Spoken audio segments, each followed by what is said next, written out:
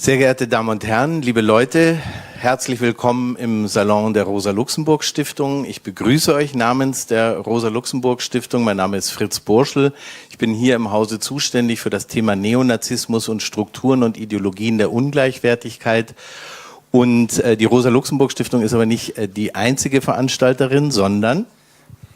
Einen wunderschönen guten Abend, ich bin Matthias Nehlt. Ich bin hier für das Münzenberg-Forum Berlin. Genau, wer das ist, das könnt ihr euch auf der Internetseite anhören. Ich will jetzt hier gar nicht zu viel Redezeit klauen und übergebe nochmal. Ja, aber das sind immer noch nicht alle, sondern auch der Dietz Verlag unterstützt diese Veranstaltungsreihe mit dem Titel Alles Faschismus oder was? Der Grund, warum wir diese Veranstaltungsreihe machen, war genau diese Frage. Wir erleben augenblicklich einen beispiellosen Rechtsruck, nicht nur in Deutschland, sondern in ganz Europa und letztlich über den ganzen Globus verteilt. Die Wucht und Geschwindigkeit, in der das geschieht, macht uns alle schwindeln. Und vielen von uns machen die augenblicklichen Entwicklungen auch wirklich Angst. Das heißt also, es ist richtig und wichtig, sich mit den Phänomenen, mit denen wir konfrontiert sind, auseinanderzusetzen. Das ist in Deutschland ja nicht nur eine völkisch-nationalistische Partei, die innerhalb kürzester Zeit alle Parlamente in diesem Land erobert hat und kurz davor steht, auch in zahlreiche kommunale Parlamente einzuziehen. Ihr wisst ja, am 26. Mai ist nicht nur Europawahl, sondern auch in 10 Bundesländern Kommunalwahl in Deutschland. Das heißt, es wird die Hälfte der Kommunalmandate, die es in diesem Land gibt, neu bewählt. Das sind 130.000 und wir gehen jetzt nicht davon aus, dass die AfD ausgerechnet hier failt. Das heißt also, sie wird sich eine veritable kommunale Basis schaffen.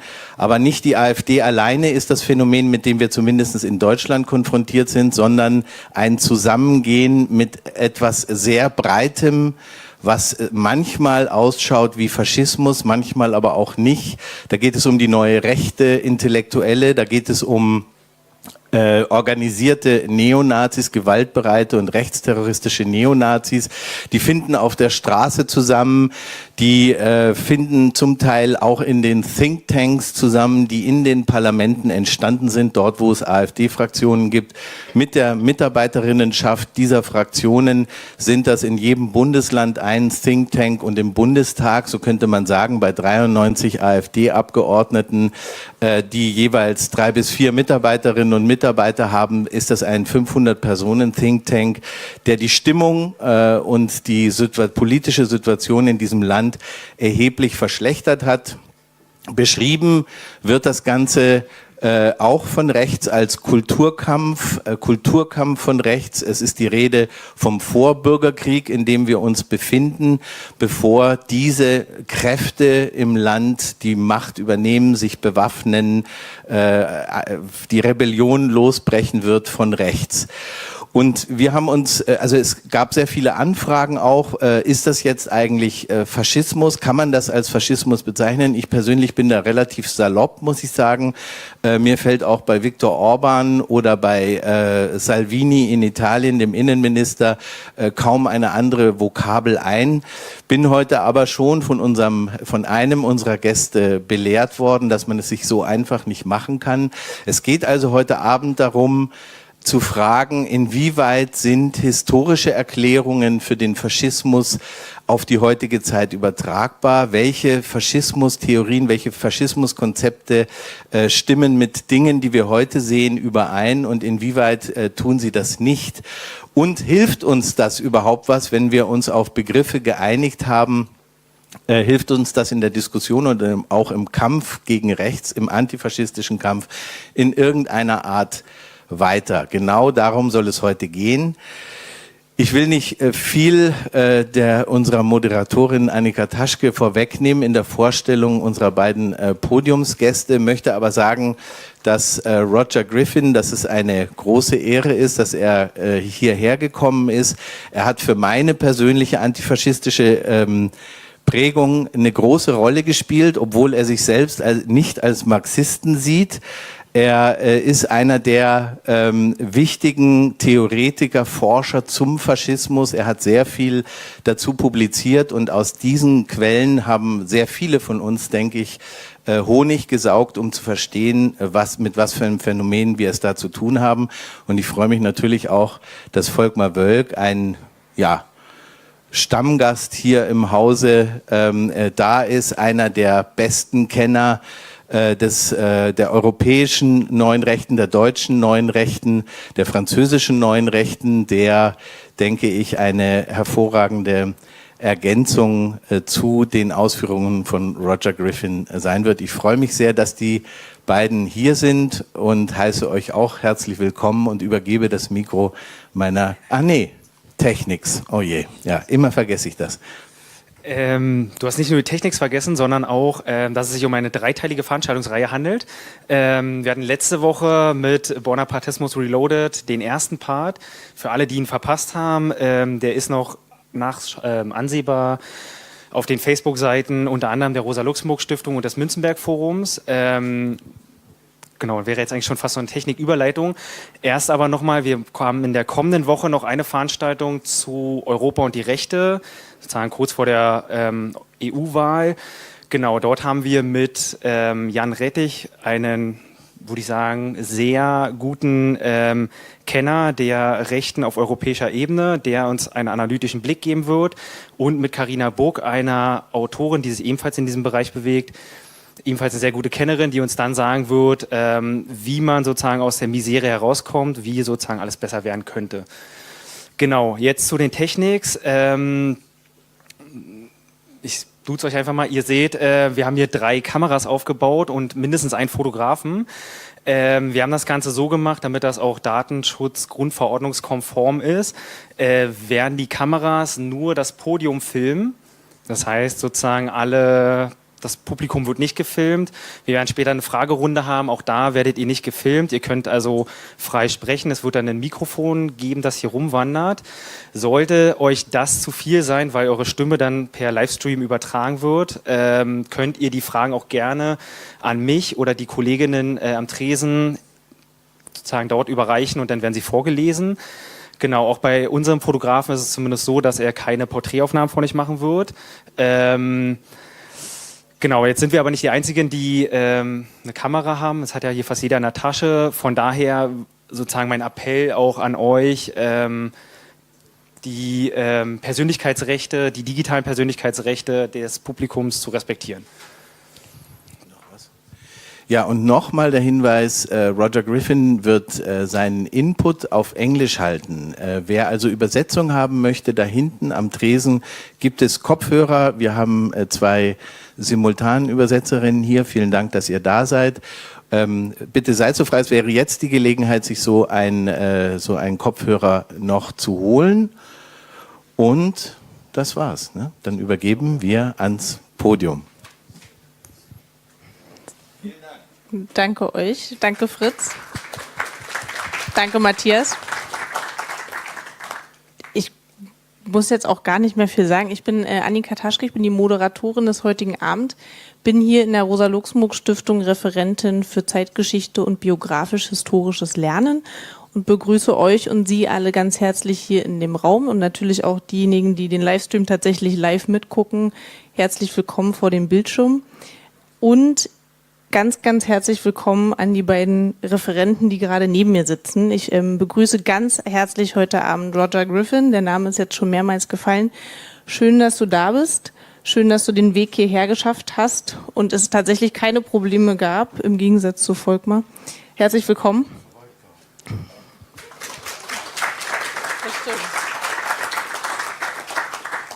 Genau, und neben mir sitzt noch Volkmar Wölk. Fritz hat alles gesagt, was man, glaube ich, sagen muss. Großer Experte für die Neue Rechte in Deutschland, aber auch in ganz Europa. Schön, dass auch du es hergeschafft hast. Herzlich willkommen.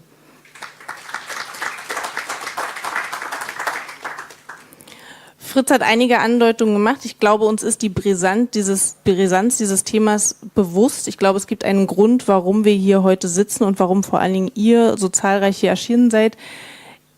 Denn wenn wir darüber nachdenken, wie viele Begriffe gerade, Fritz hat gesagt, er geht sehr lapidar mit dem Begriff faschistisch um, was noch so rumkriecht an Begriffen und Bezeichnungen für das, was uns gerade begegnet und was an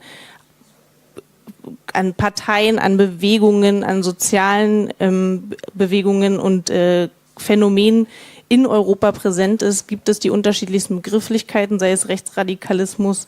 Wir reden immer von Neue Rechte, rechte Parteien, ist wahrscheinlich das Einfachste, aber es gibt natürlich auch Menschen, die sagen, es sind faschistische Parteien, faschistische Bewegungen.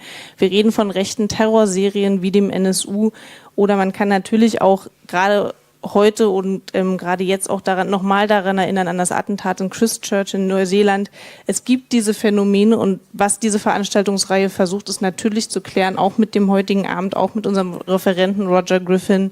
Ist das jetzt Faschismus? Was ist das? Ist das alles neu? Ist das alles alt? Haben wir das alles schon mal gehabt?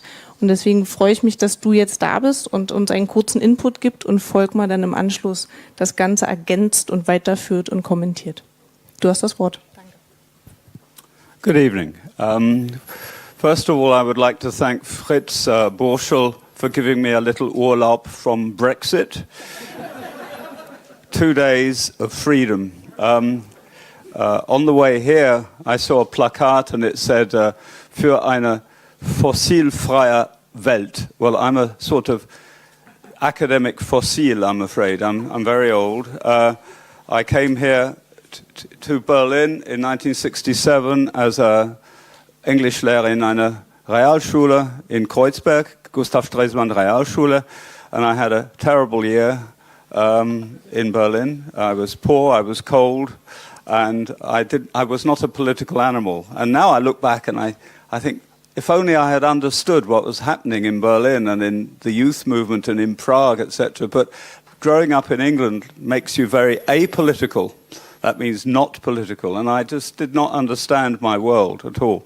But I did learn German, which I've sort of now half forgotten. But it's very strange to come back in such a different context. And when I was on the S-Bahn, they used to have adverts, Neues Deutschland, to read. And now I'm in the building. I mean, life is very, very strange.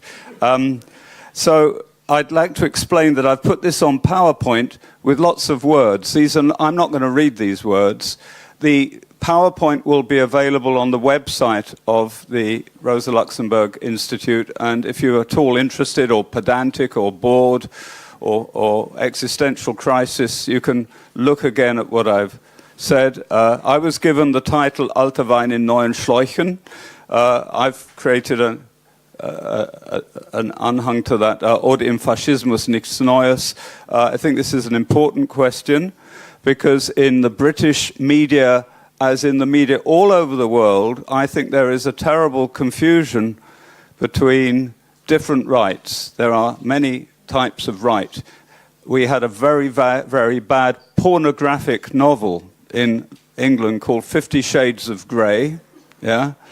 And there are many shades of right. And what I hope I've been asked to come here for, Faschismus oder was, is to try to put a bit of nuancierung into these different concepts. Now, the first thing I've got to stress, so this is the menu, try to explain what I mean by fascism, highlight the continuation of fascism after 1945, assess whether fascism has actually changed, is there anything new about fascism, and talk about the significance of fascism in the contemporary right, which I see as a spectrum of different positions, okay? And there is a terrible collusion between the media and ordinary people in mixing them all up. And there are many academics and intellectuals, even in this room, who can make these distinctions. But I think it's a tragedy that many interested people in the public, many newspapers and many politicians do not make these distinctions. I think it is a time to have some history and to make distinctions. So the first point I want to make, which is obvious, is there is no objective definition of fascism. There is no true definition of fascism. There are rival definitions. It's a contested concept. And I've come to a building which I hope is still associated with a healthy left-wing tradition of intellectuality and theory. And in a way, I'm out of place. I shouldn't be here, because the Marxist tradition has a very rich tradition of analyzing fascism, but I'm not part of that tradition. I represent a different tradition, which is the one at the bottom there, the complex tradition developed within liberal democratic academia, or non-Marxist academia. And so the first thing I want to make clear is that if any of you here have Marxist or left-wing socialist ideas about fascism, you will probably feel a tension between what you think and what I'm saying, yeah? But I do respect the amazing work done by generations of Marxists, and there is a lot of truth in Marxist analysis, but I come from a different point of view. Liberals outside Marxism had no idea what fascism was for many decades. Every single book contradicted another book. Some experts said, why don't we give up the word? Let's not use the word. But the word stayed. When I entered academia to write about fascism, people said, you're mad, there is no definition.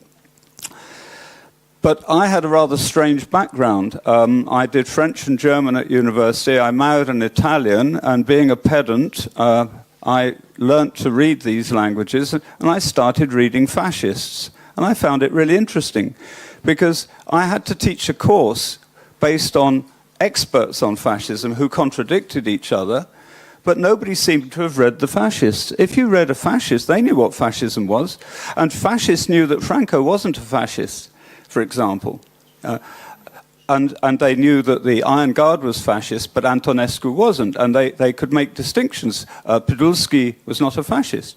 But in academics, it was all over the place. So I started reading fascism, and I developed a definition of fascism based on what fascists say about fascism. And I still get love letters from fascists saying, you understand us. The first Amazon critique or review of one of my books was posted by a Nazi from Germany who said, this is a really important, because it was a book about Nazi culture. And he said, at least he says there was a Nazi culture. So I don't know if that is a good recommendation, but this is my standpoint, not to associate with capitalism or reaction or counter-revolution or whatever, but to read the fascists. And I was lucky that I came at the right time. Other academics like George Mosse and Stanley Payne and some wonderful people had written something similar, Eugen Weber and various people, but I came just at the right time. And the book came out, and other people read it, the post-war generation, after the war, new people, and they read it and said, well, that makes sense. And now there is a whole school of Griffin thought on fascism. There's a magazine or journal called Fascism. And last year in Budapest, I had the honor of helping inaugurate a new association called COMFAS, which is the Association for the Comparative Study of Fascism. And there are now hundreds and hundreds of academics. We have a conference every year, and there's Nachwuchs, We can't translate that into English. So what I'm telling you tonight is a view of fascism which is fairly standard. That book on the right that I wrote last year, which is an introduction to the comparative study of fascism, it's being translated into German slowly, and it will be out in a couple of years. So this is my tradition. Okay? So to cut a long and boring story short, I recognized when I read not just Mussolini and Hitler and Mosley and Shalasi and Codreanu and all these very, very different fascists, when I read them, and I can read various Latin languages, and I got translators to translate Hungarian, etc. And even though there were many differences, there was one constant core myth, a fundamental idea that was of the rebirth of the nation. Not any nation. This is not a liberal nation. This is not a nation where if you're a citizen you have equal rights. This is definitely not a liberal nation. This is ultra nation. This is a nation based on an organic myth, a myth that the people forms some sort of organic whole. It could be biological, it could be cultural, it could be historical, it could be a mixture of lots of things. But if you're Romanian, you're Romanian, and if you're French, you're French. And this is organic nationalism. If that nation is in crisis, is being threatened existentially, if there is an existential threat to the nation, then some people will say, our nation is threatened, it's sick, it's ill, it's declining, we must save the nation. And we will save the nation not in a liberal democratic system and not in a communist system. We will save it in a new order based on the nation, the organic nation. And in the interwar period, that produced, that definition created a famous pair of words. There was a dead word in English, palingenetic. It is now a living word. It's used. It's funny. There's even a Wikipedia article on palingenetic. But palingenetic is a simple word. Palin means again. Genetic means birth. It's rebirth, right? So palingenetic ultranationalism. If you don't have the combination of an organic nationalism, which is not compatible with liberalism, and a rebirth myth, you haven't got fascism, according to Roger Griffin, according to the Bible of Roger Griffin, okay? Now, in the interwar period, fascism took on a very special form. Uniforms, paramilitarism, crowds, lots of people chanting, Heil, Heil, and Duce, Duce, and all this. This was the style of fascism in the interwar period. And I love this photo. That's Nuremberg, 1938. And there we have, for me, an essential feature of interwar fascism. I love seeing Nazism in color. It still shocks my students because they think it was all black and white, but it was real.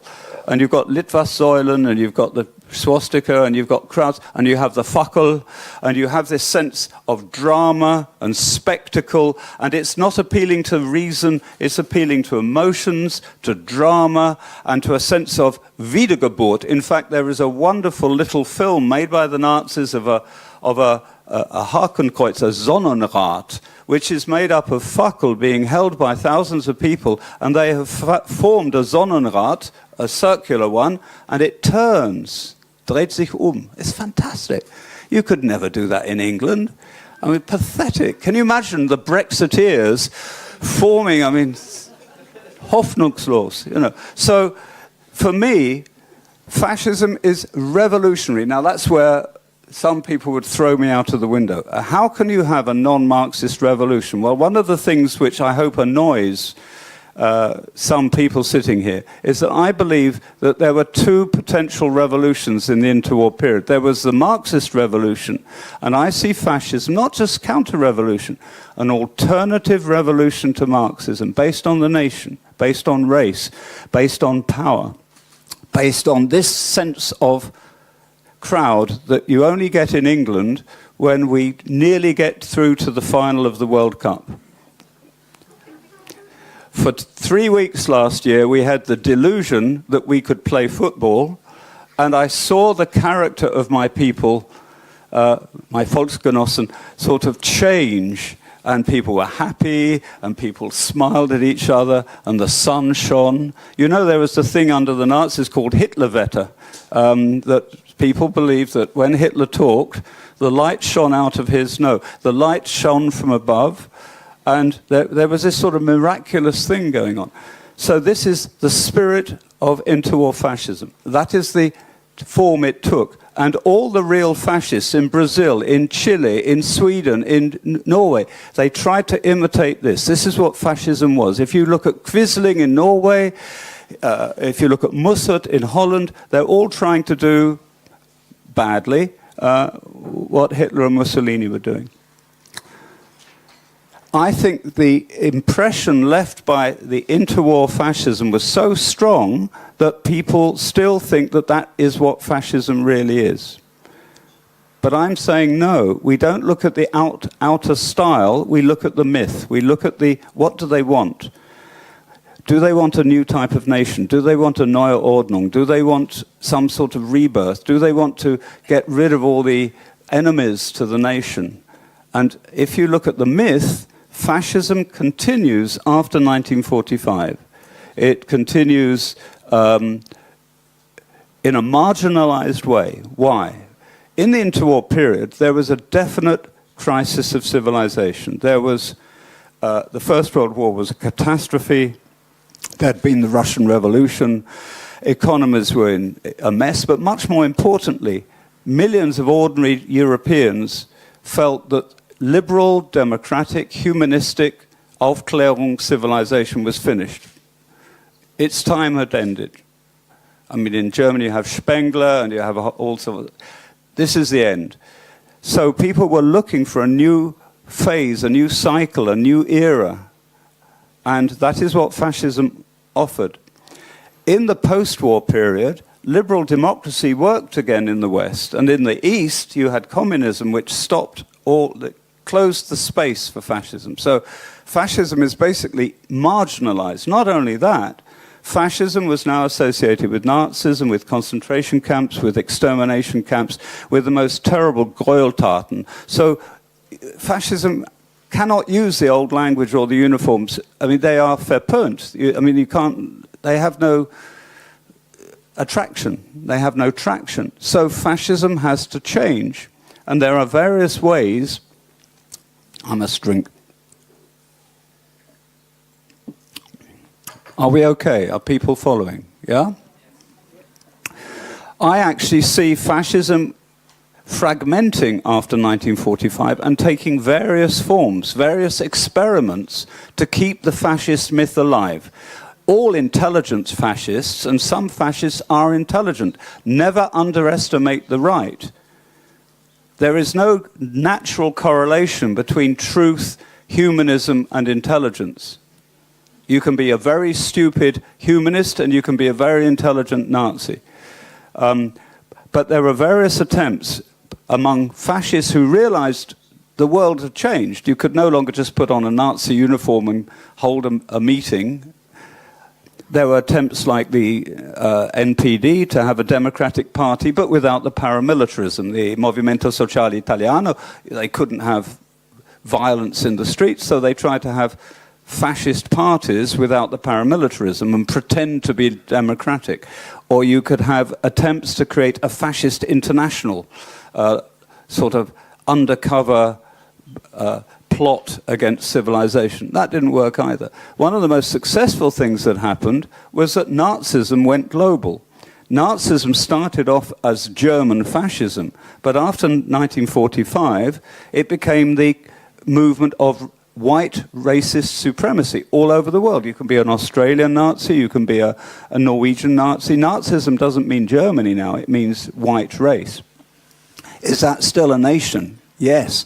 The word nation is very tricky, it's slippery.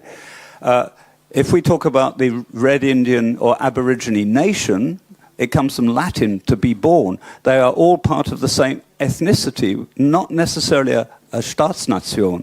So a white racist supremacist, or somebody like Breivik, or somebody like Timothy McVeigh, the terrorists, they could feel part of a white nation without being in a nation state. So you get this thing I call universal Nazism. Nazism becomes, that's one of the most successful ways fascism continued, but still marginalized. I mean, in America, you know, they have Aryan fests, and they have lots of different groups, and they're all being monitored, but never on the scale of interwar fascism.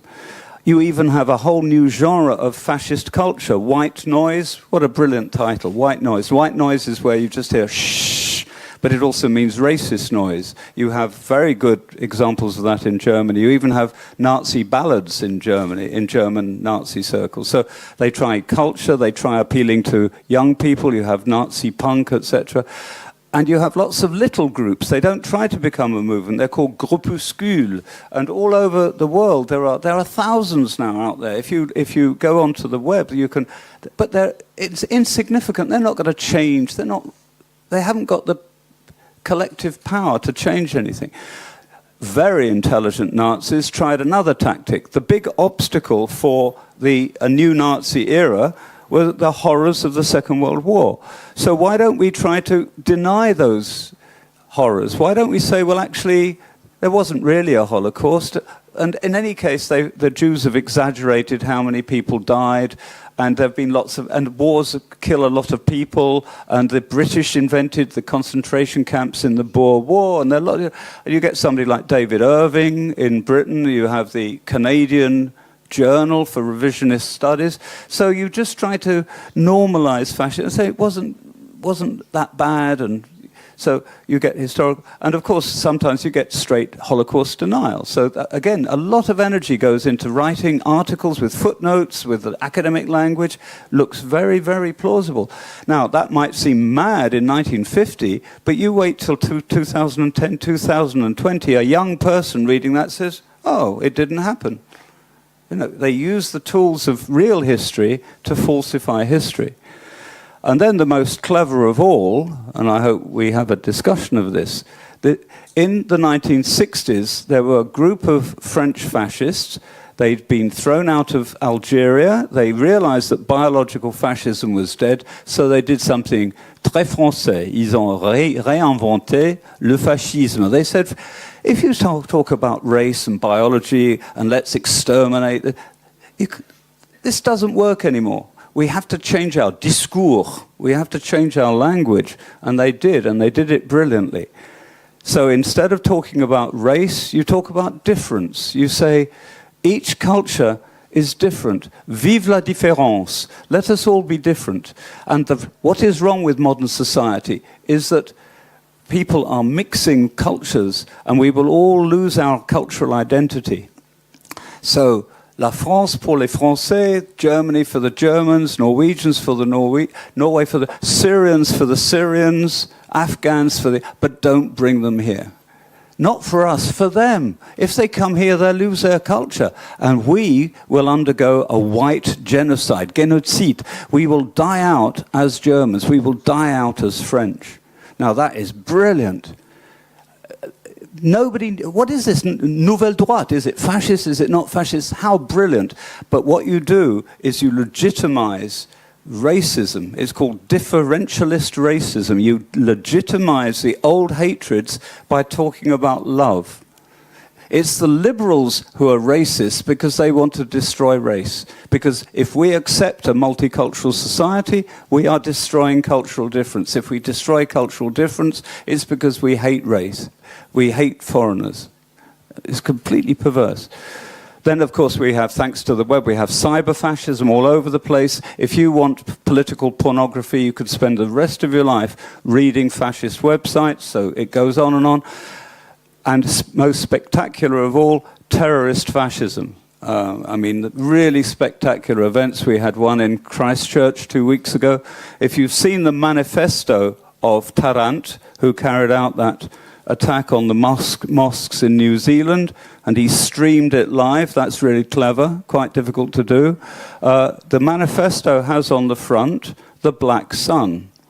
The black sun is the design on the floor of the crypt of Wewelsburg Castle of Heinrich Himmler. All Nazis see that symbol, they know exactly where it comes from. This guy was not doing interwar fascism, he was doing new fascism. And yet, if you read the manifesto, it's about identity. It's about ecology. He's an eco-fascist, he says.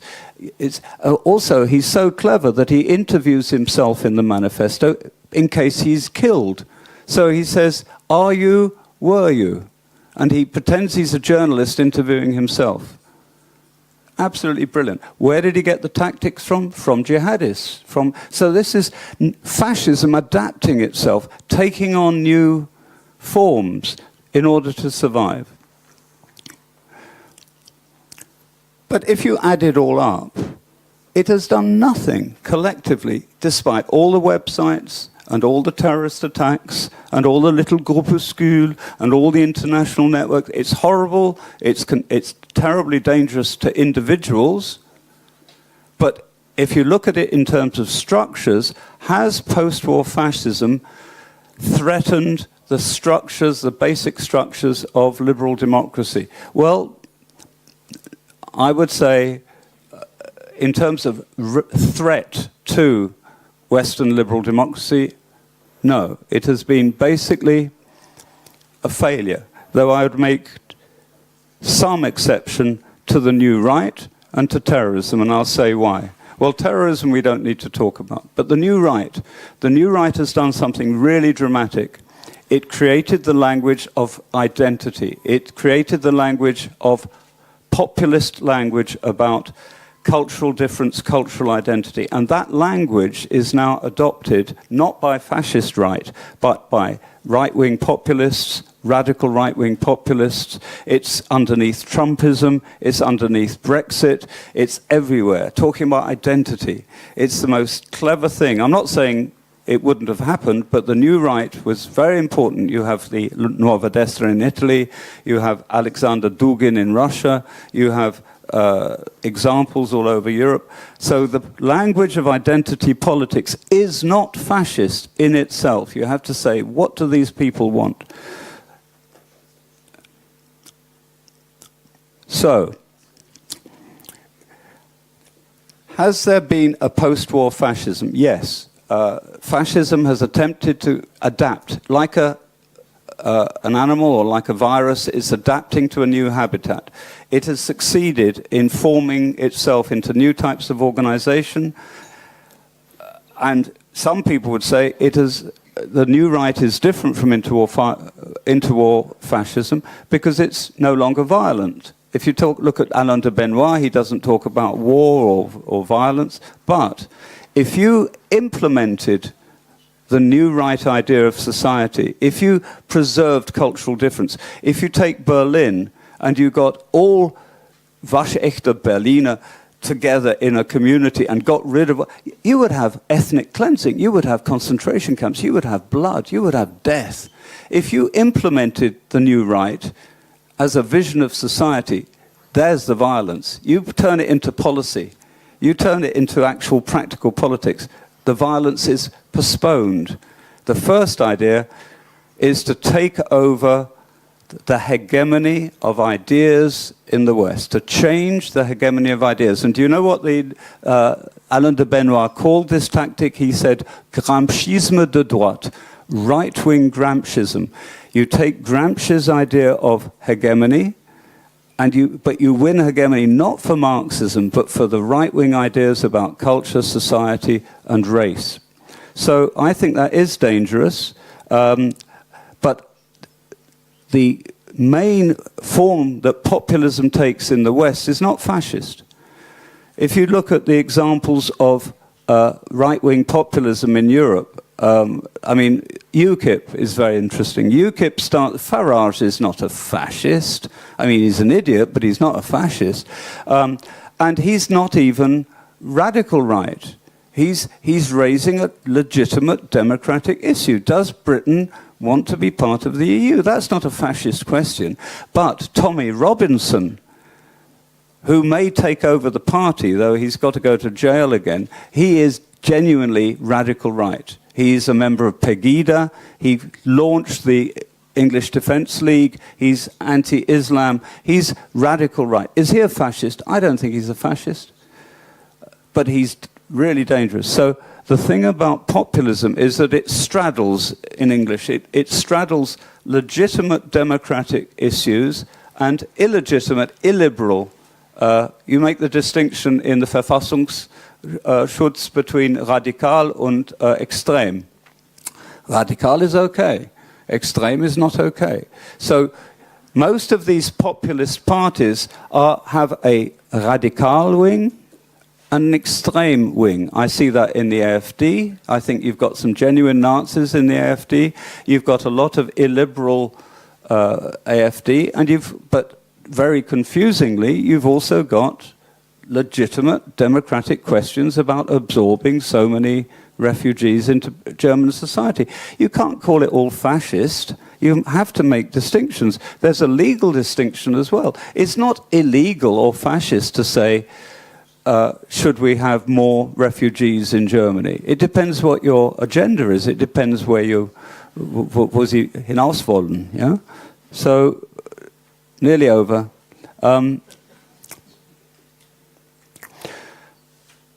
Okay, well, I'll tell you how I see the situation. The danger now is not a rerun of the 1920s and 30s. The history does not repeat itself in that way. There is no danger of a new Hitler or a new Mussolini or a new Nazi Europe. But the permanent danger is xenophobia, rejection of the other,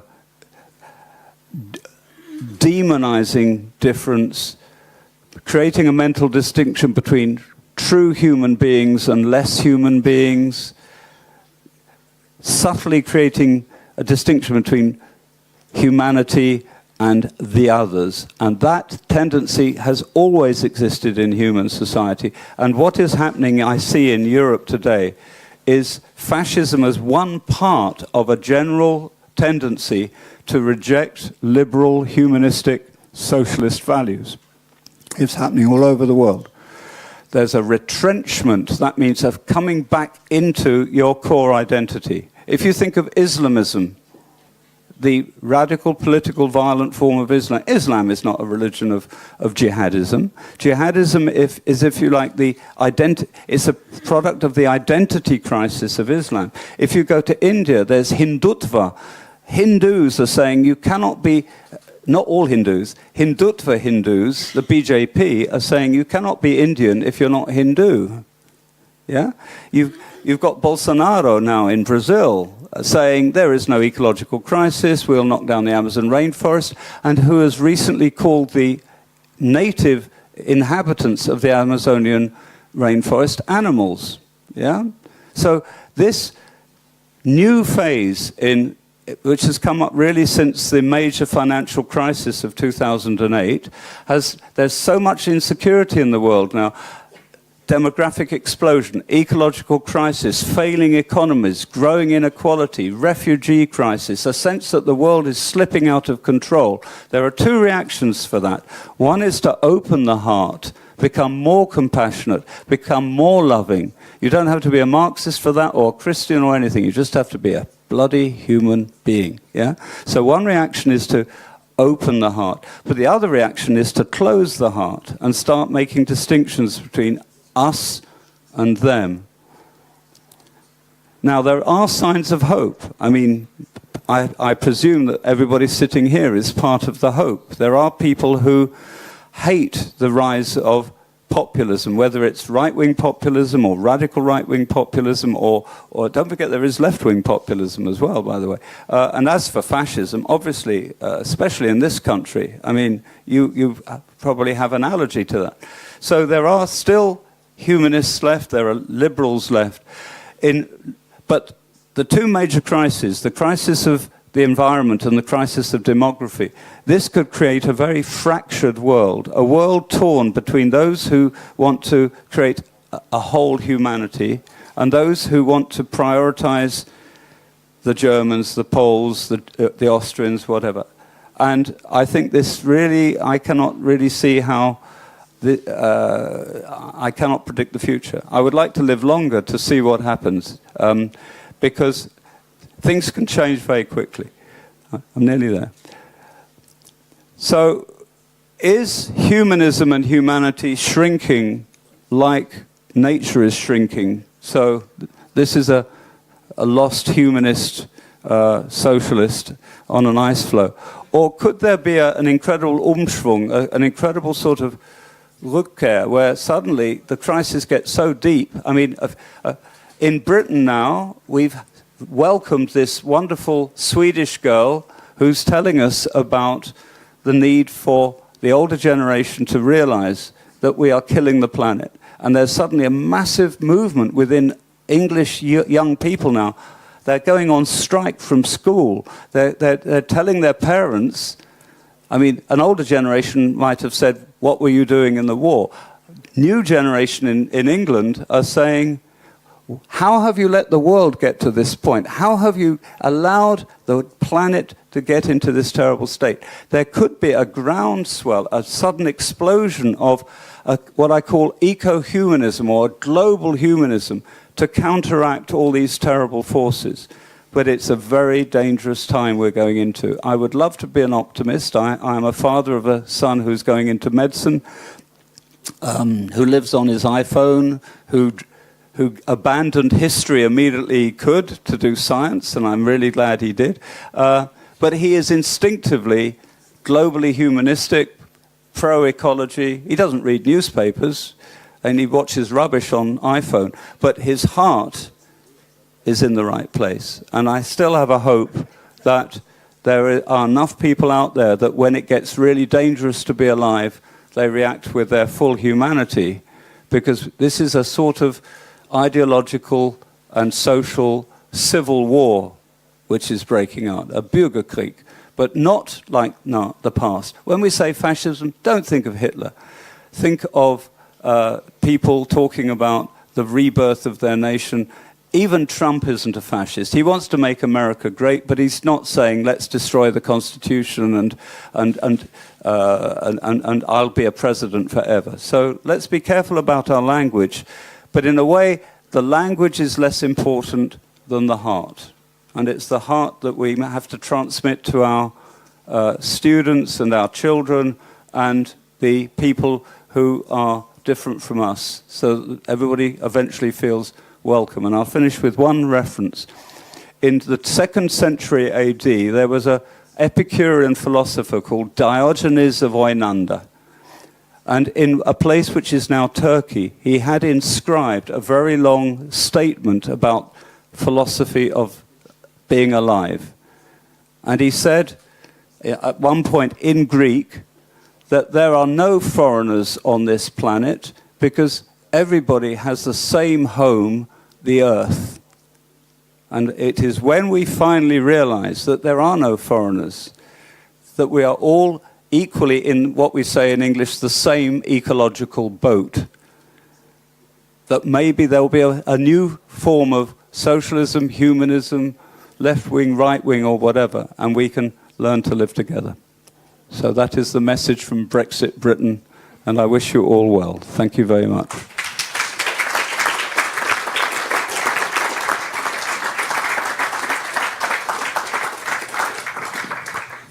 Vielen, vielen Dank für diesen Input. Das war völlig in Ordnung. Ich würde einmal kurz nach Verständnis fragen an dieser Stelle. Wirklich nur, wenn jemand ein Wort oder Ähnliches nicht verstanden hat. Diskussionen kommen nach Volkmars Beitrag. Gibt es sozusagen aufgrund von Sprache oder diesem sehr komplexen Thema eine Verständnisfrage? Gut, dann würde ich sagen, steigen wir doch gleich mit Volkmar ein und danach können wir dann über das Gesagte gerne diskutieren. Roger, ich darf ja nicht überzeugt sein, ich muss ja einen Kommentar abgeben. Ein Freund von mir hat vor dieser Veranstaltung gesagt, das wird spannend heute Abend, da trifft angelsächsische Faschismustheorie auf sächsische Faschismusinterpretation. Ich finde es jetzt schon spannend, auch ohne die sächsische Faschismusinterpretation, für die ich dann ja zuständig bin. Ich habe auch im Vorfeld schon Unterschiede zwischen uns festgestellt. Roger Griffin zitiert eine Textstelle des israelischen Faschismustheoretikers Zev Sternhell, immer aus der 1. Auflage. Ich zitiere sie immer aus der 4. Auflage. Und es gibt noch einen anderen wichtigen Unterschied. Du hast von 50 Shades of Right gesprochen. Ich würde das eher erweitern auf 500 Shades of Right und 50 Shades of Fascism. Die Frage, gibt es sowas wie einen alten Faschismus in neuen Schläuchen heute? Das ist ja die Grundfrage, mit der wir uns nähern sollten. Roger hat Gruppen angeführt, wie in Frankreich die Nouvelle Droite, die sich selbst als Neue Rechte bezeichnen, die sich anfangs übrigens als neue Kultur bezeichnet hatten, was nochmal die Bedeutung von Kultur unterstreicht, die du ja auch hervorgehoben hast. Und es gibt Leute, ja, es gibt Menschen, die auch die AfD zum Beispiel als Neue Rechte bezeichnen. Und es ist ähnlich wie beim Begriff des Faschismus. Wir schauen hin, jeder versteht unter dieser neuen Rechten etwas völlig anderes. Und nur allzu oft ist es gerade im Mediengeschäft so, dass als neue Rechte oftmals das verstanden wird, was der betreffenden Person selbst neu ist. Dass also mit dem Begriff neu kein Inhalt verbunden ist. Und ich war ja richtig neidisch, als du sagtest, wir haben eine liberal-demokratische Akademikerschaft in Großbritannien, die sich mit sowas wie Faschismusforschung beschäftigt. Wir hier in Deutschland haben die Extremismusforschung und deren Doyen Eckhard Jesse hat vor nicht allzu langer Zeit einfach gesagt, es ist unsinnig, den Begriff Neue Rechte irgendwie einzugrenzen. Also ein Wissenschaftler, der schlicht und ergreifend behauptet, die Arbeit des Wissenschaftlers ist an sich sinnlos. Nämlich was anderes sagt das ja nicht. Der ist aber nach wie vor der Meinungsführer auf dem Gebiet hier in Deutschland. Meine Aufgabe heute Abend, und ich hoffe, dass ich hinterher nicht auch erschrocken sage wie Roger, oh, ich war zu lang,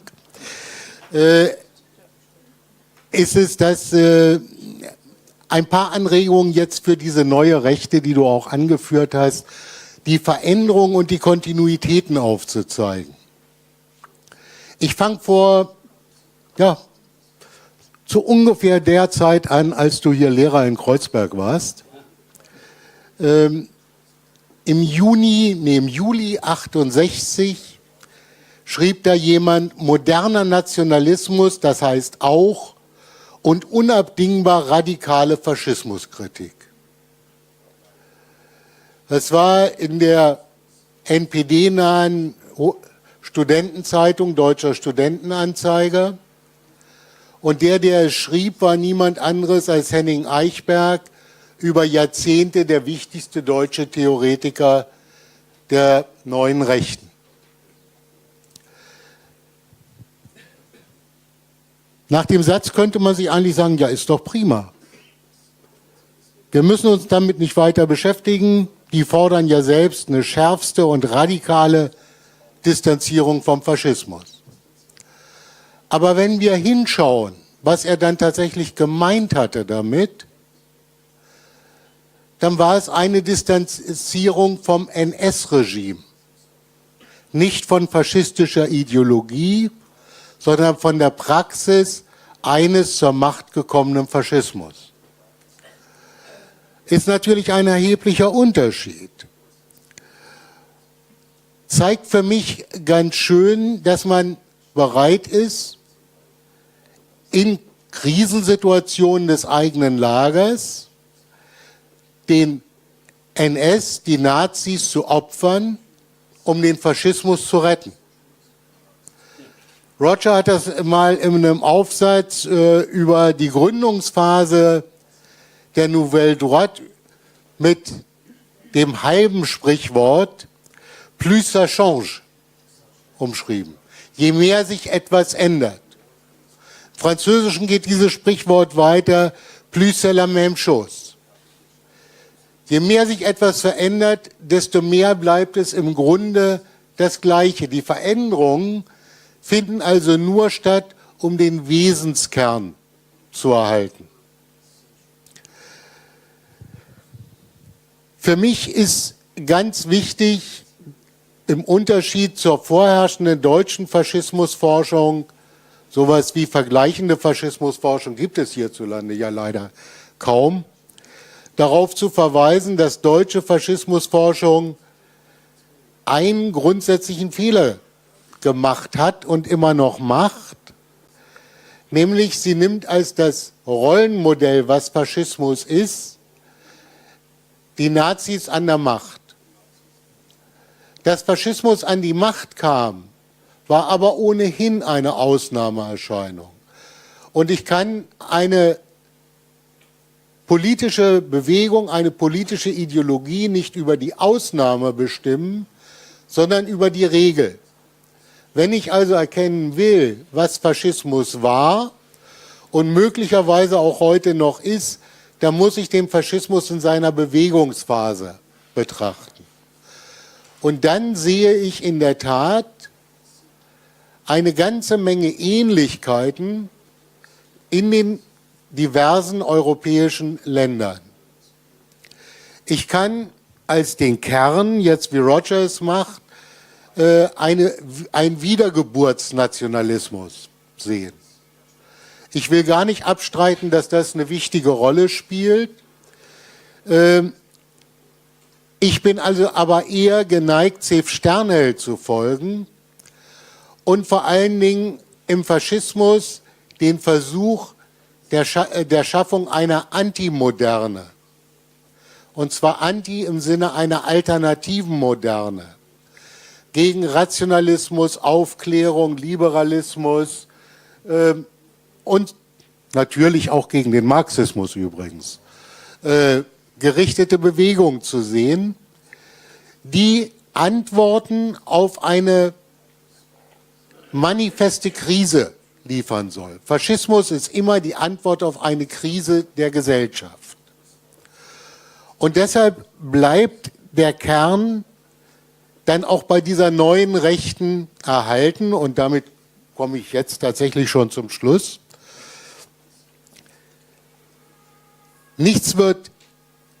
Es wird wohl an keinem anderen Begriff deutlicher, dass nach Antworten auf eine Krise gesucht wird, als an dem Begriff des kürzlich verstorbenen Guillaume Fay, einer der Vordenker der französischen Neuen Rechten, der von einer Konvergenz der Katastrophen gesprochen hat, die auf uns zukommt, beziehungsweise in denen wir uns befinden.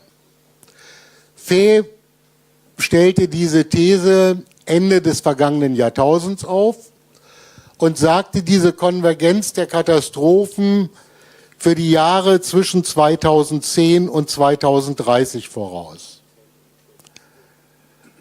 Ökologische Krise, Kollaps des Finanzsystems, Zunahme kriegerischer Auseinandersetzungen, die ganze Liste geht weiter. Wenn wir uns die Welt heute angucken, können wir nur sagen, mit dieser Prognose hat er fürchterlich recht gehabt. Bis hin zum Kollaps des Finanzsystems 2008, die ökologische Krise, deren Beginn wir gerade erleben. Was ist seine Antwort darauf? Die Antwort ist genau anders, als man es jetzt bei dir annehmen müsste. Der Satz, der Nationalstaat ist die obsolete Form des Politischen. Also mit der Nation können wir heute eigentlich politisch gar nichts mehr anfangen. Wir müssen unser Denken europäisieren. Und er greift damit genau etwas auf, was trotzdem wieder auf den historischen Faschismus zurückweist. Nämlich dieser Faschismus hat immer eine minoritäre, europaorientierte Strömung gehabt. Und bei den neuen Ansätzen, bei den neuen ideologischen Versuchen finden wir diese bis in der Vergangenheit minoritäre Strömung genau im Zentrum des Denkens gesetzt. Schaut euch Gruppen wie die Identitären an und ähnliche, die vertreten einen europäischen Regionalismus, Nationalstaat ist für sie inzwischen überflüssig. Im Gegensatz zu unseren Verfassungsschutzbehörden und Ähnlichen sehe ich daran nicht irgendetwas, was sich vielleicht auf dem Weg zum Extremismus befindet, sondern ich sehe darin tatsächlich eine Wiedergeburt. Nämlich eine Wiedergeburt der alten, ursprünglichen bewegungsfaschistischen Ansätze. Ich sehe den Weg zu dem, um abschließend nochmal Guillaume Fay zu zitieren, hin zu einem Archäofuturismus. Was nichts anderes bedeutet, als wir müssen mit den modernsten Mitteln der Technik und den Werten der Antike und mit Heroismus und Männlichkeit genau dafür sorgen, dass diese Konvergenz der Katastrophen nicht eintritt. Humanismus, Humanität, Mitmenschlichkeit, Solidarität spielt darin keine Rolle. Es ist also tatsächlich alter Faschismus in neuen Schläuchen, auch wenn wir daneben diese 500 Shades of Extreme Right and 50 Shades of anderem Faschismus haben. Soweit. Danke.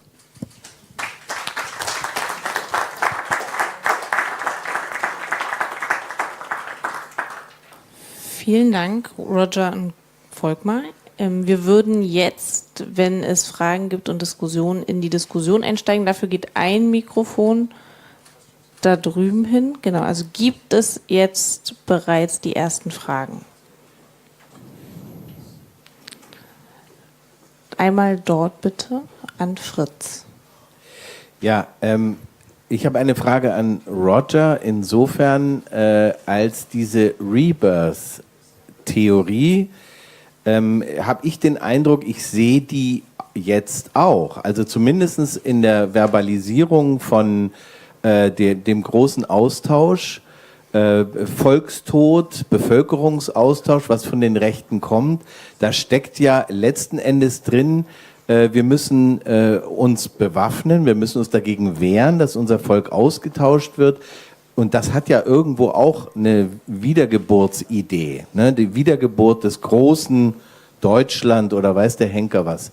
Und insofern frage ich dich, warum weist du den Begriff Faschismus für diese Art des Denkens so zurück? Im Übrigen haben wir dieses Denken, The Great Replacement, haben wir sowohl bei dem Christchurch-Attentäter als auch bei dem Franzosen Renaud Camus. Und wir hören das jeden Tag von irgendeinem von den AfD-Politikern. Der große Austausch findet statt, Merkel ist schuld, Soros steckt dahinter und so weiter, also auch noch gemischt mit Antisemitismus. Warum ist das keine Rebirth-Vorahnung? But I totally agree with you. I said that Tarrant was a fascist, he's a neo-Nazi, but in new clothes. Breivik, for example, was very impressed by a theory of Fordman called Eurabia, that Europe is gradually becoming Eurabia. One of the great angster of modern racist, fascists, populists is that somehow we're being replaced. Like there was a very important film which registered the fear of communism in America. It's a science fiction film, and it's called The Invasion of the Body Snatchers. Wie sagt man das? Die Invasion der... Yeah. So it's very interesting when you start getting films. In fact, I think some of the wave of zombie films and the wave of films about psychopaths and psychopathic killing, these are very important registers of a mood of fear. So I totally agree with you. I think le grand remplacement, the idea that idea of white genocide, or the idea of the Germans dying out. When we say Germans, when a racist uses the word Germans, he doesn't mean German citizens, everybody in Germany. He means he has this völkisch idea of there being a sort of true German. And when Trump talks about Americans, he doesn't want to make all America great. He doesn't want everybody in America to be American. So I think one of those insidious ways that the new right has created a dangerous form of populism, because I've said Trump is not a fascist, but the language of difference, the language of cultural preservation, the fear of the sort of Verseuchung, a sort of contamination of your culture instead of a Bereicherung. I mean, I live in Oxford, which has two totally different zones. One is very white and middle class. It's called North Oxford. I live in the Cowley Road. There's a mosque, and there's fantastic food from about 37 different nations. I feel at ease there. But I want to introduce a book which I hope appears in German. It's called The Road to Somewhere. This is by an English journalist of the Times, which still exists, called David Goodhart. And he says, and I love this theory, he says growing up in the modern world with all its problems, there are two temperament types. I mean, vereinfacht, yeah? There are two temperamental types. People like me, today I left Oxford, I got to Tegel, I'm here, tomorrow I go back to my Italian wife, my son is bilingual, I have a second home in Italy. I love this modern world. I feel guilty because I'm destroying the environment, because I catch planes. I feel middle-class guilt and angst, but I'm an anywhere person. And there's a whole elite, a group of people in the world who feel at ease in the modern world. The ability to, I mean, it's very interesting. David Cameron's got a foreign wife, many politicians. But there are somewhere people. These people feel existentially threatened by the very things that make my life richer. And when Brexit happened, it was because Cameron was such an idiot. He'd been to public school, he'd been to Harrow or Eton, and he'd gone straight into Oxford, and then he'd gone straight into the political class, what Trump calls the swamp. You know that the Nazis called Weimar der Sumpf. It's exactly the same mental thing. Once you see the political elite as a swamp, you've got problems. The English ruling elite is completely out of touch with millions of ordinary English people who feel very threatened, both realistically and unrealistically, by migration, by globalization, by just this inconceivable world we're now in. And those anxieties translate into a need for roots, for knowing who you are, for identity. Now, I think that the brilliance of Trump, he could see that if he could speak the language of populism and talk about the Americans and the rust zone and how Americans feel betrayed, I will make America great again. And the slogan for Brexit was taking back control, a populist myth that ordinary English people have lost control of their lives to them, this nebulous them. So I agree entirely that the hardcore theories, le grand remplacement, the great change, Eurabia, these are fascist theories, but they have seeped into non-fascist right. And that's where they're dangerous. I see the greatest danger to liberal democracy in Europe and the world today, not in fascism, but in what Orban calls illiberal democracy. He's quite open about it. I have colleagues in the Central European University. They're trying to close down the Central University in Hungary because it's not Hungarian enough. They have closed their borders to refugees. They are persecuting Roma. They allow anti-Semitic language. This is a nation within the EU which is being run by a right-wing, radical right-wing populist. That is dangerous. Putin is a populist. Erdogan is a populist. There's populism in Poland, in Austria, and temporarily also in America. There's now populism in the government of Brazil. I think when a government is taken over by people who deny the ecological crisis and call Amazonian inhabitants animals, this is far more dangerous because it comes from the top. So instead of worrying about neo-Nazi slogans, well, worry about that as well, or terrorism, we must also worry about the quality of the governments. Why has the EU allowed Orban to still get money, subsidies, be accepted as part of the EU, when he has officially got rid of liberalism in Hungary? And so I agree with you entirely, but the main danger is not the grand remplacement theory, but when it just seeps into discourse. And the AfD, I'm afraid, I see as a very dangerous modern political movement, precisely because it is a spectrum. On the far left of the spectrum, you have Germans who feel that there are too many people to absorb. That is not undemocratic. It's a genuine problem. But on the far right, you've got real dangerous neo-Nazis. And in the middle, you've got this sort of soup or fog. And that, for me, is the danger. Not what fascism is, but how fascism is changing the discourse and moving the center of gravity of politics to the right. Vielen Dank. Hier vorne war noch eine Frage.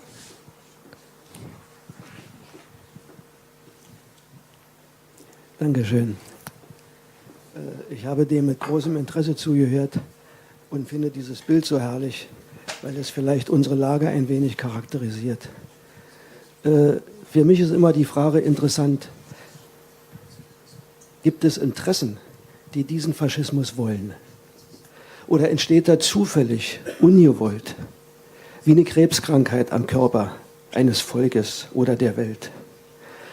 Und nach meinem Dafürhalten geschieht auf dieser Welt nichts, jedenfalls nichts in menschlichen Gesellschaften, wofür es nicht auch Interessenvertreter gibt. Der AfD-Mitarbeiter oder der AfD-Politiker weiß vielleicht gar nicht, wofür er sich eigentlich hergibt. Aber es muss doch Leute geben, die das wissen, die die Werbung, die Propaganda, die Parteiarbeit, die Zeitungen bezahlen. Die also Ideen, die es immer in der Gesellschaft geben wird, gute wie schlechte, richtige wie falsche, die diese Ideen befördern, und zwar ganz bewusst, nicht immer deutlich und für jeden sichtbar, aber trotzdem so massiv, dass solche Ideen plötzlich in die Köpfe von Menschen kommen. Es wird doch keiner als Faschist geboren. Er muss also im Laufe seiner Entwicklung einer werden. Oder lassen wir den Begriff Faschismus aus, weil er heute zur Diskussion gestellt wurde. Es wird doch keiner mit rechten Ideen im Kopf auf die Welt geboren. Er wird geboren als Mensch, der Liebe braucht, sonst würde er nicht erwachsen werden und der möglicherweise gewillt ist, sie auch fortzusetzen. Aber dann kommen Einflüsse, die ihn daran hindern und die ihm sagen, du musst anders denken. Können Sie die Frage jetzt an Roger Griffin oder Volkmar Wölk noch Und die Frage stellen? lautet, können wir den Faschismus wirklich inhaltlich ordentlich erklären, wenn wir nicht davon ausgehen, oder wenn wir nicht den Zusammenhang untersuchen zwischen den Unterschieden, den materiellen Unterschieden in unserer Gesellschaft, die herrschen, die in allen Ländern herrschen, nicht nur in Deutschland, sondern überall über die Länder, über die wir gesprochen haben. Und wenn wir nicht versuchen zu untersuchen, wie direkt diese materiellen Probleme, die Einkommens- und Vermögensunterschiede, die uns alle irgendwo, sagen wir mal, die wir alle irgendwo kennen, möglicherweise zu Antworten führen, die heißen, der Ausländer ist schuld, der schwarze Immigrant ist schuld, der andere ist schuld. Nicht etwa wir, die wir haben, sondern die hierher kommen und nichts haben, sind schuld. Und der Ausländer ist immer eine passable Lösung. Das hat schon vor 100 Jahren im Ersten Weltkrieg funktioniert. Okay. Und das könnte heute möglicherweise wieder funktionieren mit katastrophalen Folgen. Okay, danke schön. Volkmar, möchtest du darauf antworten?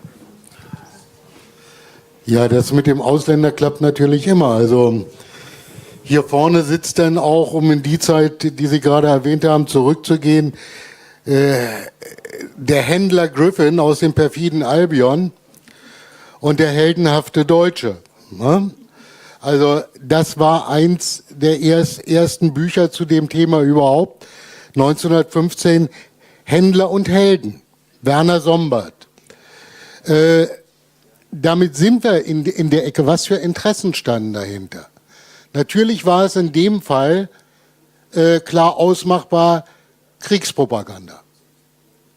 Da war es schon zu spät.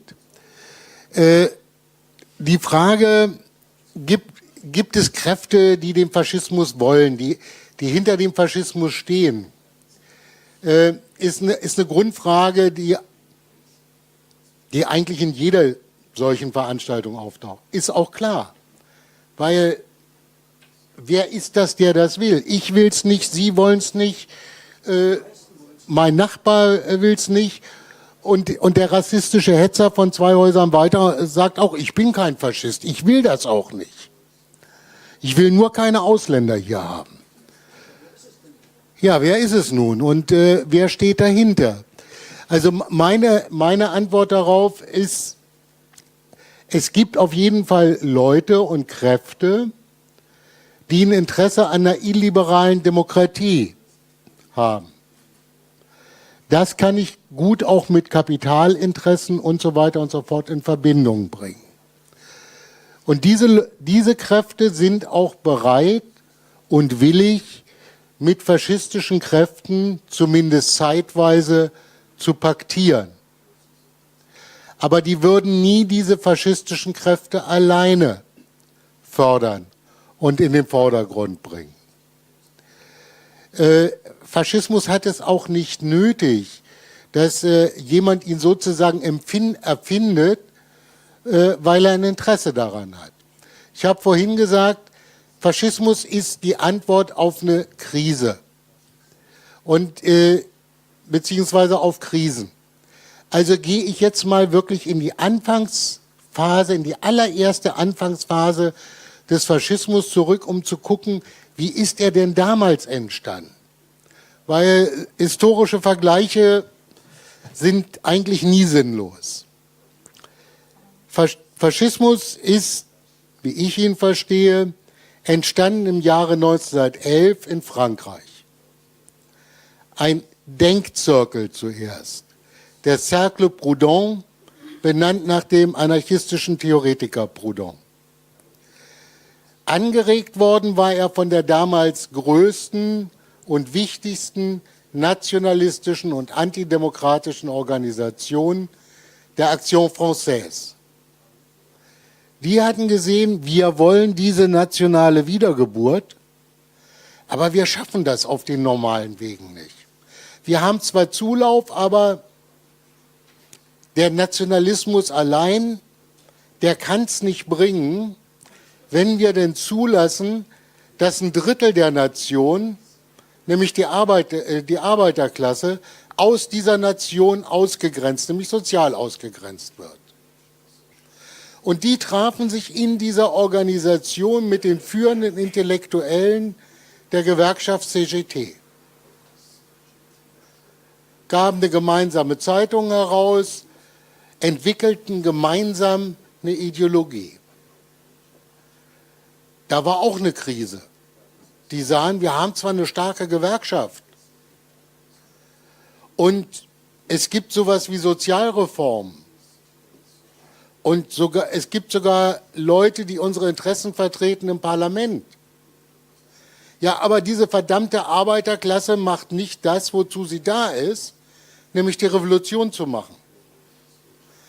Die will plötzlich nicht mehr die ganze Bäckerei, die begnügt sich mit ein paar Krümeln vom Stück Kuchen.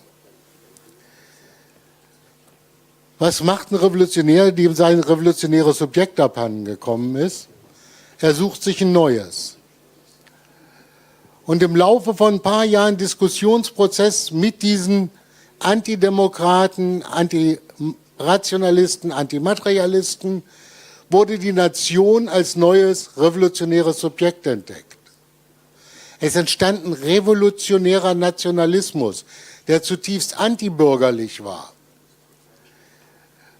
Nun muss mir aber einer erklären, welche Klasse, welche Schicht in Frankreich hätte ein Interesse an der Förderung einer solchen Ideologie haben können. Es gab keine Unterstützung von außen. Die Unterstützung gibt es nur in Notsituationen,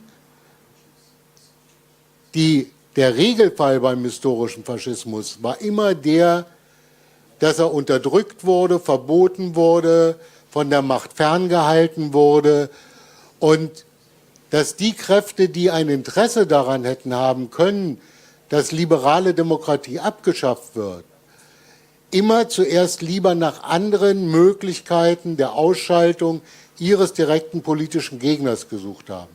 Faschismus war für diese Kräfte nie mehr als eine Notlösung, mit der Ausnahme Deutschland wohlgemerkt. Aber Deutschland ist in mehrfacher Hinsicht und die Nazis sind in mehrfacher Hinsicht eine Ausnahme.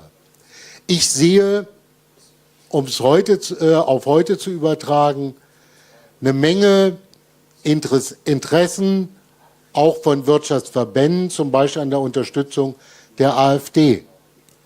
Aber die AfD ist auch keine faschistische Partei, sondern in ihr gibt es faschistische Kräfte, die dort arbeiten.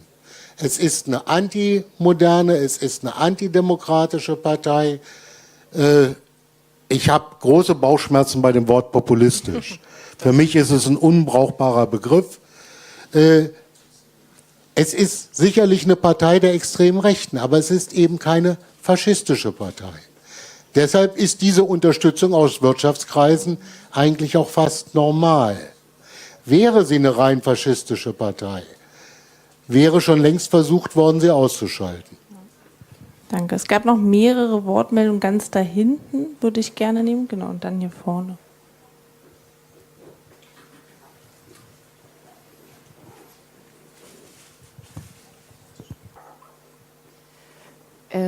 Vielleicht noch ein ganz kleines, kurzes Kommentar dazu. Ich glaube, der AfD-Politiker hat keine dunklen Kräfte hinter sich stehen. Der weiß schon ganz genau, was er tut. Und eine zweite Frage an Roger. Du hast dich ja ganz charmant als liberaler Faschismustheoretiker vorgestellt und dich auch explizit als nicht marxistischer dargestellt. Die Frage ist ein bisschen, auch wenn wir schon die Richtung, die die Diskussion nimmt, uns anschauen, ist gerade deine Antwort auf den Faschismus, das offene Herz, nicht ein bisschen dünn? Ja? Wo soll das offene Herz denn herkommen, wenn sozusagen als Krisenantwort, ja? Also wenn der Faschismus eine Antwort auf irgendwie eine Krise ist und wir soziale Verwerfungen haben, ökologische Verwerfungen, den antifeministische Bewegung, ja, wo soll das offene Herz herkommen? Und findest du nicht, dass du da eine Lücke im theoretischen, in der theoretischen Grundlage hast, weil du dann nämlich auf die aktuelle gesellschaftliche Entwicklung eigentlich nur das offene Herz als Antwort geben kannst? Well, of course you're right. I mean, I was being banal at the end because that heart has to be transformed into action. One of the most wonderful things that happened in Norway after Breivik wanted to kill those people on the island of Utøya to spark a massive popular reaction against the presence of Muslims who'd been allowed into the country, according to him, by political correctness, cultural Marxists, etc. Instead, there was a sea of flowers in front of the cathedral in Oslo, and the sympathy for multiculturalism went up, and the reaction against multiculturalism went down. So, but my point is that behind all those flowers was exactly what I'm talking about with heart. And if you take somebody like Breivik or various, there's a major book, if you haven't, I'm sure you're aware of it, but if you like, the Mein Kampf of neo-Nazis, global universal Nazis, is the Turner Diaries. The Turner Diaries, written in America by William Pierce. And he wants a racial war between white Aryans and everybody else, literally everybody else. And time after time, hardcore terroristic violent fascists are trying to spark a breakdown of society, a racial war, some sort of confrontation between the home population and the others. But when the Pegida or AFD have rallies, what I find fantastic, in total contrast, not total contrast, but in contrast to the interwar period, is the number of anti-fascists who come out parading against fascism. And that's where what I mean by keeping alive the language of humanism, of inclusion, of all this stuff about, because it doesn't ultimately come down to politics, it comes down to fundamental human emotions. That's what I'm saying. But there has to be organization, there has to be counter-propaganda, there has to be monitoring, there has to be anger, but it has to be channeled into... I can quote Britain on this. We've had several terrorist attacks in Britain, as you have in Berlin, etc. The trial of the jihadists who attacked a London bridge is happening now in London. And what was fantastic is that what comes out of these attack by 5 jihadists to try to kill as many people as possible on a Saturday evening is that the instinctive reaction of the people being attacked was to try to stop them, to help the people who were dying. People were rushing to help. I mean, the spontaneous reaction against this war on humanity is spontaneous. It's sort of heart, it's love, it's Nächstenliebe, absolutely basic. I don't care whether it comes from Zen Buddhism or Christianity or socialism or whatever. There were most extraordinary stories of heroism in what goes on.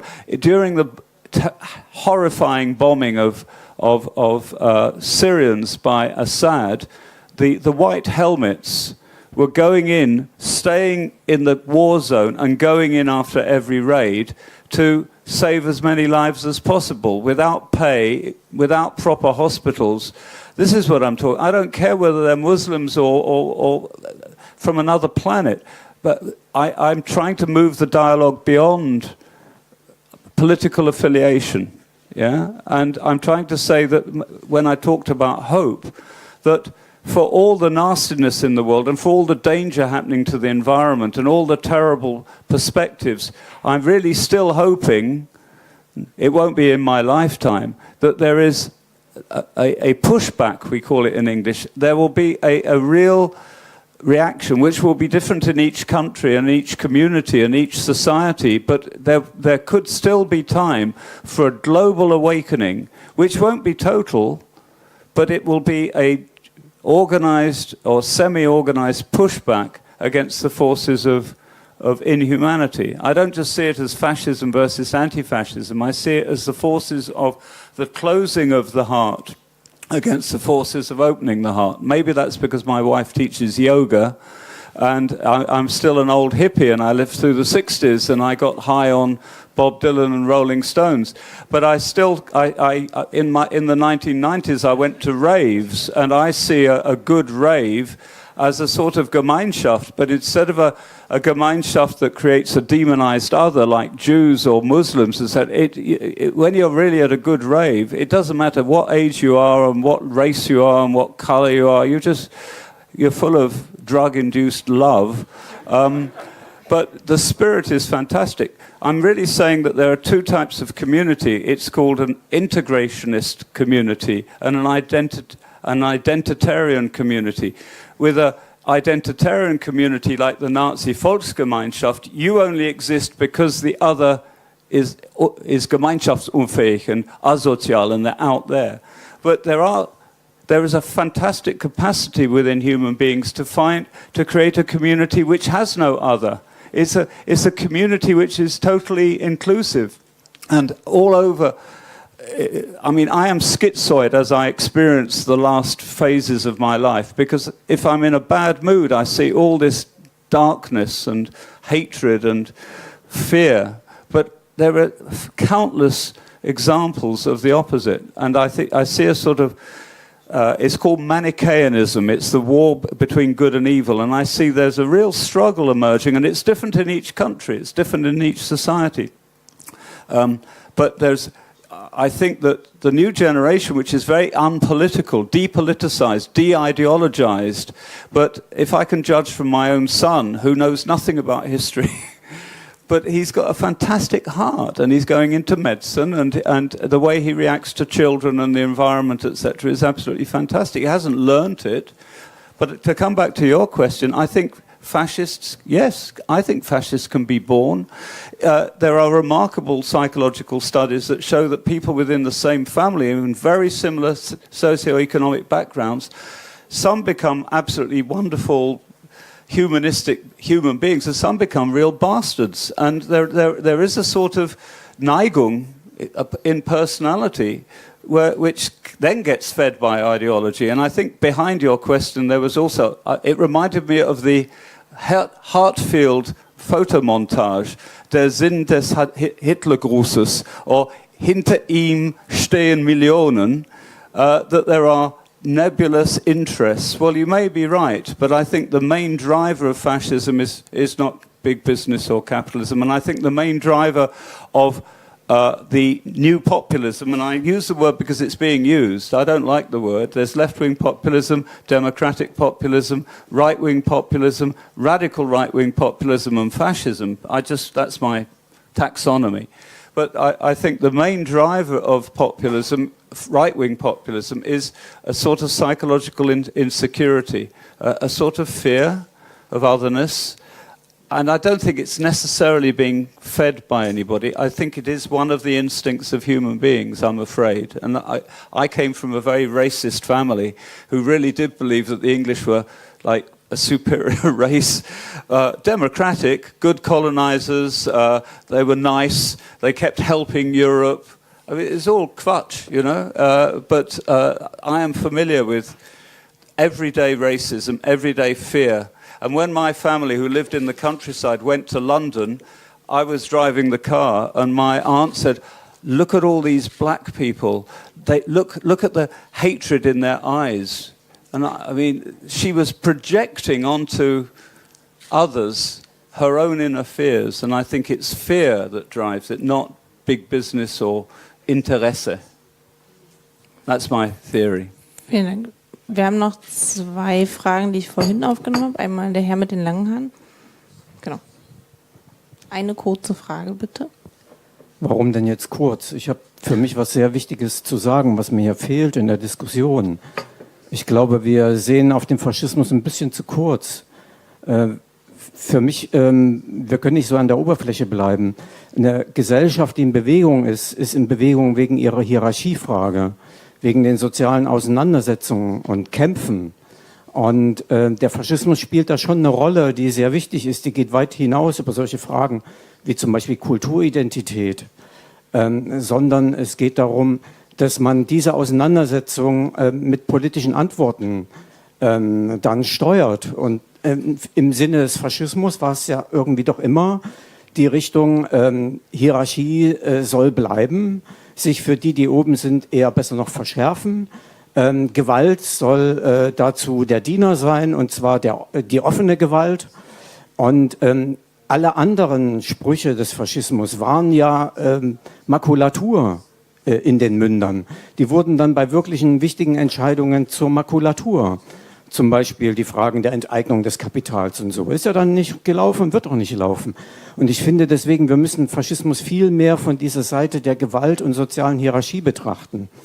Da hat der Ilja Trifonov in einem seiner letzten Bücher über die Kulturfrage geschrieben, die Kulturen bekämpfen sich nicht, sondern die Kulturen fließen ineinander über und befruchten sich. Das finde ich eigentlich einen sehr guten Spruch gegen eine gewisse Intelligenz von rechten Intellektuellen im Begriff von Kultur und Nationalität oder Nation. Und das ist für mich auch der Weg hin zu dieser Frage, was braucht es, um diese Kraft des Herzens zu unterfüttern? Und eigentlich gibt es ein besseres Wort, glaube ich, dazu. Das ist Solidarität. Bewegungen der Solidarität, die sich um die sozialen Fragen kümmern. Mietenfragen, Energiefragen, Überlebensfragen, Lebensmittelfragen, Verhinderung von Krieg und so weiter. Das sind die wirklichen kraftvollen Bewegungen, die gegen Faschismus eine andere Antwort geben in dieser Auseinandersetzung von Hierarchie und Gewalt in einer Gesellschaft, die permanent in Bewegung ist und sich immer weiter kritisch auf einen Endpunkt zubewegt. Vielen Dank. Ich darf hier gleich anschließen. Genau, eine Frage bitte. Weil ich bisher auch vermisse, dass wir uns mit der Frage beschäftigen, bei allem sehr Positiven, was wir heute Abend gehört haben, von beiden Referenten und auch in der Diskussion. Wir haben bisher noch keine Antwort auf die Frage, wieso sich denn solche nach rechts orientierte Bewegungen und auch faschistisch orientierte Gruppierungen und Bewegungen ständig wiederholen. Im vergangenen Jahrhundert und auch im beginnenden 21. Jahrhundert. Was ist denn die Ursache dafür? Und da möchte ich sehr unterstützen, was Volkmar vorhin sagte. Wir müssen zurückgehen zu den Ausgangspunkten, aber es ist etwas schwieriger, wenn man versucht, die Dinge nicht nur nach den Phänomenen, sondern nach den theoretischen Grundlagen, nach den theoretischen Zusammenhängen genauer zu analysieren. Und da stoßen wir meines Erachtens auf eine Frage, die zusammenhängt mit der Veränderung, unsichtbaren Veränderungen zunächst in der ökonomischen Struktur, nämlich in der Vorbereitung des Ersten Weltkrieges. Wurde deutlich, auch in bestimmten sozialen Kreisen und sozialen Bewegungen, dass jetzt eine Zeit anbricht, wo man nicht mehr gegeneinander kämpfen kann, weil die neuen globalen Probleme, Friedenssicherung als erstes, nicht mehr gegeneinander lösbar sind. Das zeigt die ganze Geschichte des vergangenen Jahrhunderts. Und das zeigen auch die aktuellen Probleme um die Sicherung des Friedens heute. Es geht nicht mehr mit Gewalt gegeneinander.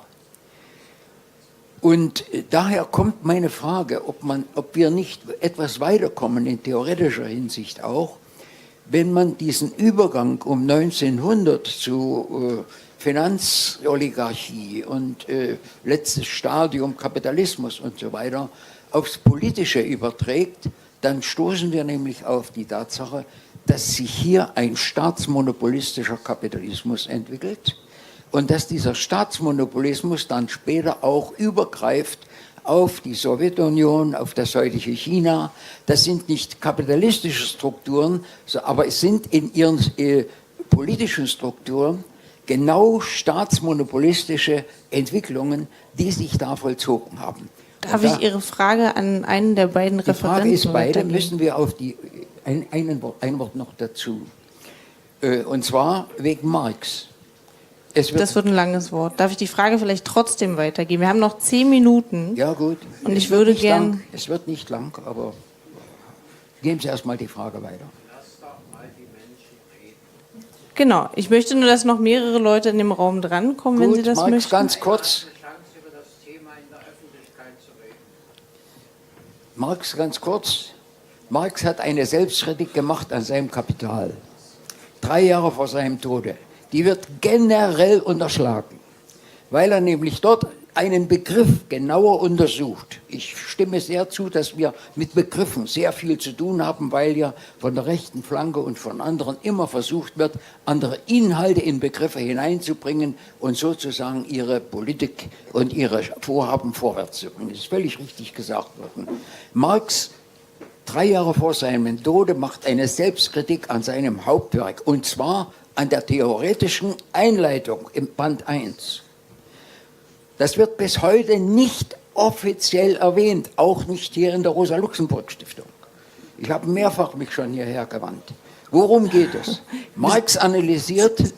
Darf ich Sie noch mal unterbrechen? Sie hatten gerade die Frage, warum sich das wiederholt. Das war Ihre Ausgangsfrage. Und ich würde gerne einem der Referenten die Möglichkeit geben, diese eine Frage zu beantworten. Und dann können wir über Marx vielleicht nach der Veranstaltung weiterreden. Volkmar. Okay. First to violence. Violence was absolutely essential to fascism in the interwar period. It was an alternative revolution to Marxism. It wanted to overthrow the existing system. It was spread in a generation that had just been through the First World War or had just missed the First World War, where millions died. There was a general feeling that history could be changed through mass death.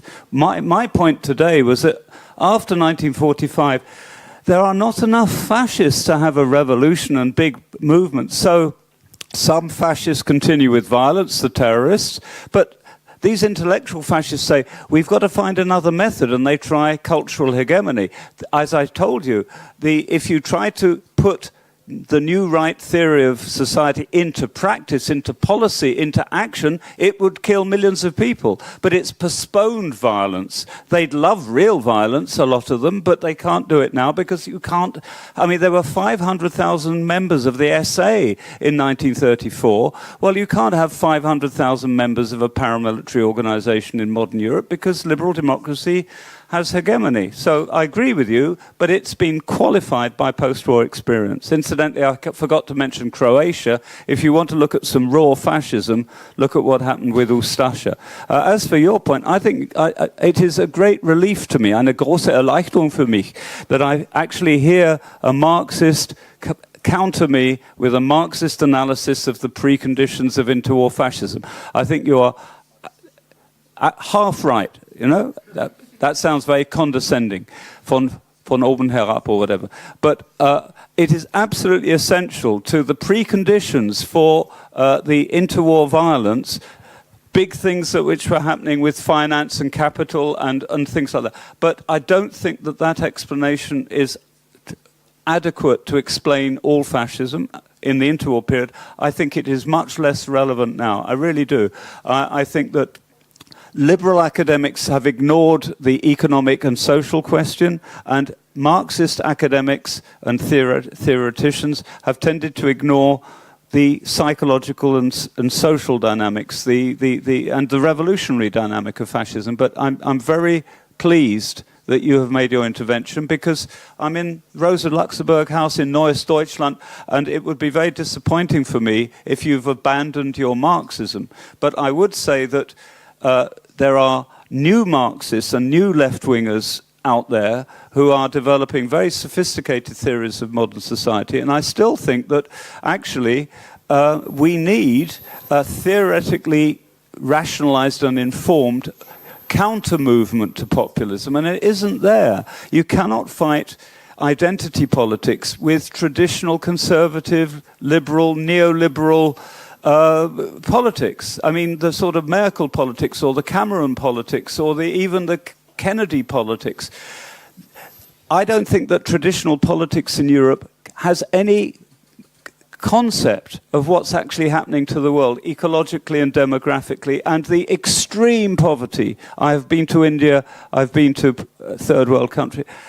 People who I felt just totally guilty. I'm totally fassungslos. I have no idea how to deal with these problems. Of course there's going to be immigration pressure on the West. Even though we have terrible poverty in Europe, we have no idea of the pressure. Most of these people just are full of love for their family and they want a better life. Seriously, some are political, some are jihadists, some are fanatics, some are criminals.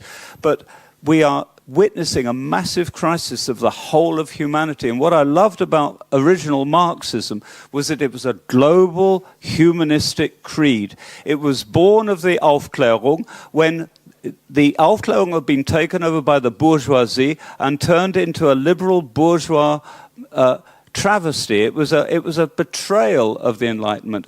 Socialists and Marxists took the dream of equality of the Enlightenment and said, we need a new world order. But unfortunately, it went terribly wrong, and it produced gulags, and it's now produced a China which is trying to re-educate 1 million Muslims in high-tech concentration camp and saying you cannot be Chinese in China if you don't speak Chinese and if you believe in Allah. I mean, that's a travesty. But the core of Marxism is what I call about this open heart. And if I was talking to Muslims or Hindus or Chinese communists, I would be making the same message. We must work locally in order to change things globally. And we all have this role. And I have talked too much, but I'm relieved to hear from you two a bit of what with my Vorurteil, I thought I was going to encounter. I'm sure you have many colleagues here who also think I'm a typical liberal, wishy-washy, post-hippie English, apolitical person, but I do love real Marxism, I love real Christianity, I love real Islam. Please do not be taken in by propaganda that any particular culture has a monopoly of humanity. There are many shades of humanism as well. I work for a concept called transcultural humanism. We must not export humanism. We must find the humanism in each culture. And if you look, it's there. It's with mothers, it's with children, it's with idealists and humanists and medics and creative artists and cooks and people who love and travel in every culture throughout humanity. I see history as a double helix, like the DNA. And there's one strand of the helix is destruction and hatred and xenophobia and male chauvinism and foul bestial behavior. Even beasts don't do that. But the other part of the DNA is magnificent. It creates beauty. It creates joy and dance and love and living in the moment. And these two things are in eternal dance and sometimes enter a terrible war with each other. And I just hope that this other part of the helix is going to come through in the next, because at the moment the hegemony is being gained by the right. For me, there's no doubt that if you look at it globally, in every country in the world, it's right-wing narrowing that is taking over. And I just hope that there are enough good people out there who become activists and form movements and organizations all over the world, in every language, to do something about this planet, because I'm really, really scared that we've left it too late. Okay, danke schön. Volkmar würde gerne noch was sagen, deswegen gebe ich ihm noch mal das Mikro. Ja, ich mache es kurz, aber ich wollte wenigstens in der gebotenen Kürze noch auf Heinz Engelstädter eingehen. Heinz, du hast gefragt, warum wiederholt sich das? Warum rollen diese Wellen rechten Denkens, rechter Politik auf uns ein? Für mich ist die Antwort eigentlich eine ganz einfache, weil es für viele Menschen attraktiv ist. Es ist eine Möglichkeit von Politik, eine Möglichkeit des Lebens, wo ich etwas Besonderes bin, eine Qualität habe, ohne dass ich etwas dafür tun muss. Ich muss mich nur einordnen, ich muss mich nur unterordnen, und das muss ich in dieser Gesellschaft sowieso immer. Mit dieser Gefolgschaft hebe ich mich plötzlich aus der Masse heraus, indem ich Teil dieser Masse werde. So paradox sich das anhört. Und das hat natürlich eine Attraktivität. Diese Gemeinschaft, die Roger beim Rave ganz begeistert, diese Volksgemeinschaft hat, wenn ich meinem Vater die Erzählung glaube, eben auch ihre Attraktivität gehabt. Das, was für Millionen von Menschen schrecklich war und das Ende bedeutete, hatte logischerweise seine Attraktivität für die, die hofften, davon profitieren zu können. Letzter Satz von mir. Und trotz allem, ich glaube gar nicht, dass es diesen globalen, weltweiten Rechtsruck, diese neue Welle so gibt. Ich brauche dazu bloß in meinem eigenen Leben zurückzuschauen. Die Sachen, die ich heute als Teil dieses Rechtsruckes betrachte. Nehmen wir Homophobie, nehmen wir Männlichkeitswahn und ähnliche Sachen. Kulturpessimismus und fürchterlichen Kitsch und ähnliches. Genau diese Sachen waren fest verwobene Ideologie der Mehrheitsgesellschaft in meiner Jugend. Das ist noch, ja mein Gott, es ist ein halbes Jahrhundert her, aber ich habe es noch erlebt. Da war das normal, so zu sein. Heute sind wir so weit, dass wir das als Teil einer rechten Politik begreifen. Und das ist, finde ich, ein Fortschritt. Und um nicht ganz mutlos zu werden, sollte man eben auch solche Sachen benennen.